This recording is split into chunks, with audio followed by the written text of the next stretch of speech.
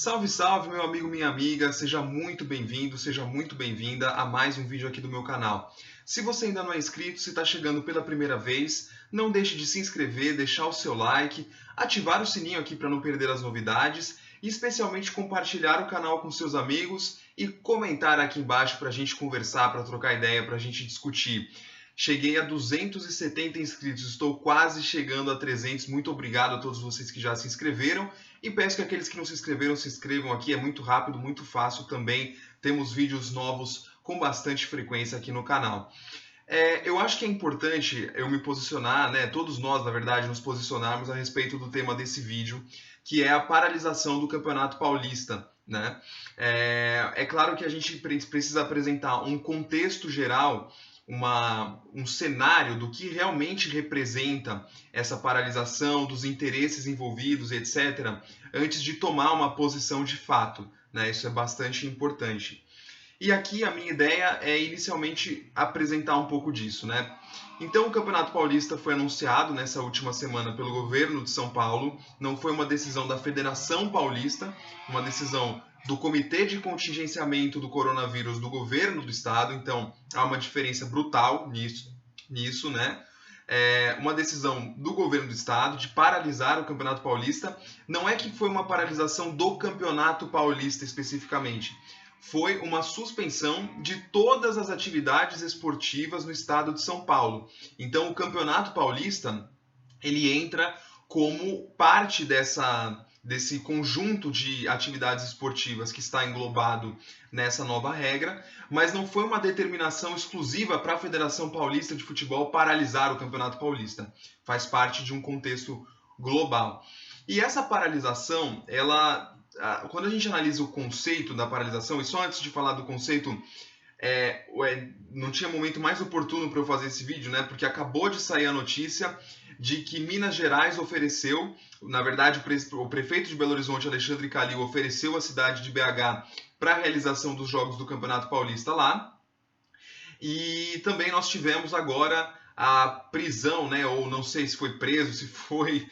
Tá uma discussão aí do que aconteceu com o Gabigol, que foi pego naquele cassino lá na Vila Olímpia, aqui em São Paulo. Né? Mais uma vergonha protagonizada pela camada de jogadores de futebol. Né? E uma irresponsabilidade inconsequente também, né? Diga-se de passagem.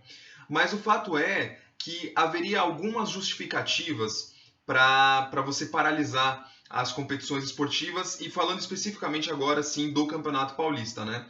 Primeiro seria o deslocamento de pessoas, né? Com o objetivo de frear ao máximo possível a contaminação pelo coronavírus que está atingindo níveis muito alarmantes aqui no estado de São Paulo, não só aqui, né? Mas na verdade em 90% do território nacional. Então haveria esse objetivo, esse foco de diminuir os deslocamentos. Mas eu acho que isso não é o principal, porque há um deslocamento muito baixo de pessoas envolvidas com a atividade esportiva em si. Né? Com a ausência de público nos estádios, esse deslocamento ficou muito mais restrito às delegações dos times, né? Que geralmente são compostas por 40, 50 pessoas. E se estivessem sendo bem aplicados os protocolos de saúde determinados no ano passado e que foram aplicados no início da volta das atividades esportivas, isso não seria necessário. Mas a gente já percebe em alguns detalhes, como por exemplo naquele documentário Acesso Total do Corinthians sendo exibido no Sport TV, fica muito claro que, na verdade, esses protocolos não estão sendo cumpridos pelos clubes, né? E o clube, é importante lembrar, não tem só jogador. O clube tem dirigente de 60, 70 anos, as delegações dos times têm roupeiros, têm massagistas, têm fisiologistas, muitos dos quais não ganham o salário nem próximo dos jogadores dos grandes times, né? Que tem acesso a planos de saúde caros, a qualquer hospital que precisar, não tem o condicionamento físico e um cara, né, um médico particular, um departamento médico do clube a seu serviço para caso precise utilizar. Então tem uma série de outras pessoas envolvidas no staff de um jogo de futebol que não deveriam estar ali porque são ou grupo de risco ou porque estão se submetendo a uma atividade profissional que não é essencial. Né? O futebol ou qualquer atividade esportiva não é uma atividade essencial nesse momento. Então, esses deslocamentos, eles seriam uma justificativa pensando nas comissões, né? Caso os protocolos não estivessem sendo cumpridos, como nós estamos vendo que de fato não estão sendo cumpridos. Mas ainda assim eu não acho que esse tenha sido o principal motivador para essa paralisação. Uma segunda possibilidade seriam as aglomerações provocadas pelos jogos de futebol, né? É óbvio que isso acontece, a gente viu em diversos momentos do ano passado, é inegável que as torcidas têm sim, de forma inconsequente, se aglomerado por conta do futebol, mas não é só por conta das atividades esportivas, né? Na realidade, o que existe hoje é uma grande mentalidade coletiva inconsequente da sociedade, que inclusive transfere parte dessa responsabilidade individual de comportamento para a presidência da República, para governantes, para lideranças políticas, autoridades. E é importante lembrar que as lideranças políticas não são a causa do comportamento das pessoas, elas são a consequência, né? Porque são as próprias pessoas que elegeram esses líderes. Então, na verdade, quando muita gente transfere para o Bolsonaro a responsabilidade pelo comportamento inconsequente das pessoas, isso é uma terceirização de responsabilidade. O comportamento inconsequente é a responsabilidade das pessoas. É o Bolsonaro que é reflexo dessas pessoas inconsequentes, por exemplo, que o elegeram. As pessoas não estão agindo dessa forma, se aglomerando, não utilizando máscara, não respeitando o distanciamento social. Elas não estão agindo assim porque o Bolsonaro age assim. Na realidade, é o Bolsonaro que é o reflexo desse tipo de pessoa que acabou elegendo o presidente da República, né? Então, esse comportamento inconsequente da sociedade não pode ser terceirizado para um ou outro político, uma ou outra figura política. Na realidade, são apenas reflexos, e isso eu acho importante pontuar também. Então, tem esse detalhe das aglomerações que, parando o futebol, não parando o futebol, continuaria da mesma forma, porque as pessoas não estão muito se importando com o fato de o que é que vai motivar essa aglomeração. Na realidade, as pessoas estão sentindo um certo prazer nesse tipo de comportamento inconsequente. Então, não tem futebol? Vão arranjar festas, vão arranjar, como a gente viu agora, o cassino clandestinamente aberto. Essas aglomerações vão continuar acontecendo, infelizmente.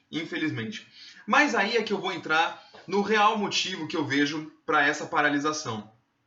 Há um interesse muito grande do Estado de São Paulo, e aí especialmente do governo do Estado de São Paulo, de liderar a narrativa das medidas de enfrentamento ao coronavírus no Brasil.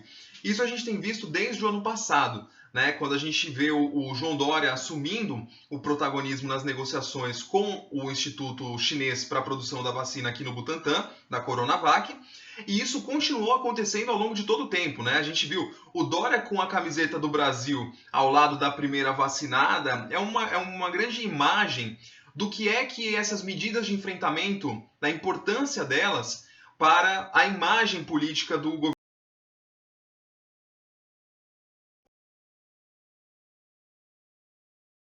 Guarda do Brasil, né? Que São Paulo, mesmo com índices de ocupação de leitos abaixo de outros estados aqui que não pararam seus respectivos campeonatos regionais, já parou, quer dizer, está liderando mais uma vez a narrativa e sendo mais responsável do que os outros estados. Nós somos um antro de lucidez ou de sensatez perante o restante do Brasil. Há um grande interesse de São Paulo em se projetar com essa imagem. Então, acredito eu que esse tenha sido o grande fator motivador e eu acho que dificilmente as competições nacionais não vão parar nessa próxima semana ao entender, né, ao perceber que o campeonato mais importante do país, o campeonato estadual mais importante do país, também parou.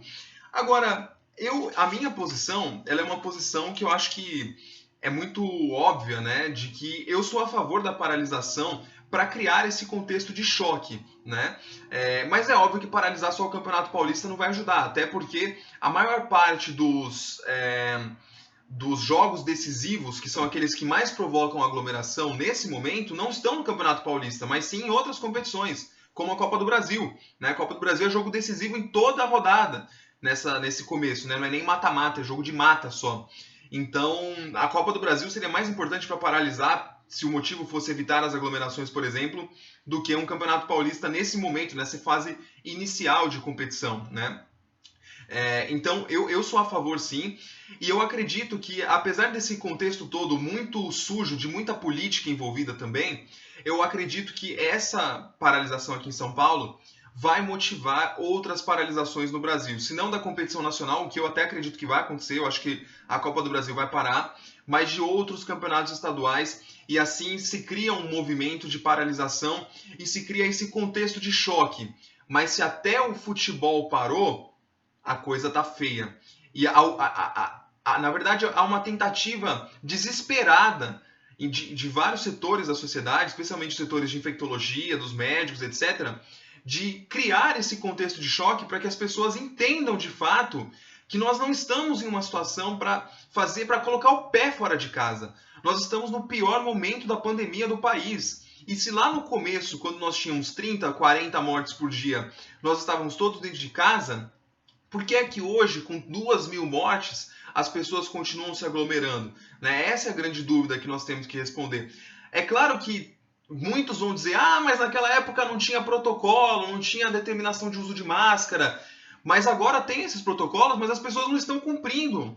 É só a gente ver o acesso total, gente. É só a gente ver o que acontece nos bastidores de um clube de futebol. Dirigente de 60, 70 anos sem usar máscara no meio da aglomeração ali dos jogadores. E esses jogos de campeonatos de futebol não provocam só essas macro aglomerações, né? Provocam também micro aglomerações de amigos que se reúnem para fazer o churrasco, para confraternizar, e que nesses momentos de reunião também são irresponsáveis hoje, né? Pela situação que a gente vive hoje. 2, 3 meses atrás era aceitável. Hoje não dá, gente. Não dá. Então, eu queria saber também a sua opinião, deixa aqui nos comentários o que você acha sobre tudo isso. É um assunto muito polêmico, mas é uma coisa que nós precisamos abordar, não podemos deixar de abordar, né? E é isso. Um forte abraço para você, boa semana e vai Corinthians!